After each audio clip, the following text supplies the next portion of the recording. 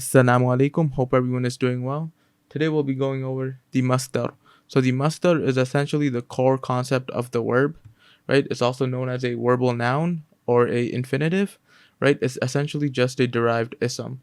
And you get to the Masdar by removing two components of the verb, which is the doer and the tense. So here we removed she and we removed the tense helped.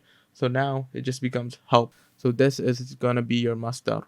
And then same thing with he smiled, it becomes smile. And then same thing with you baked, you remove again the doer and the tense, so it just becomes the verb bake, right? And for the pattern, there is no actual pattern for the masdar. So to determine what the masdar is, you gotta look up the verb in the dictionary.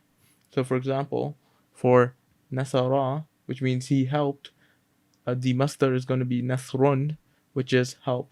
And then for kharaja, it's he left, but the masdar is khurujun, right?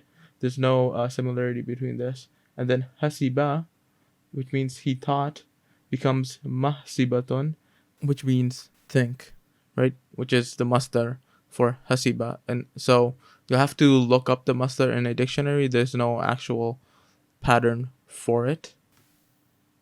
And now the common usages.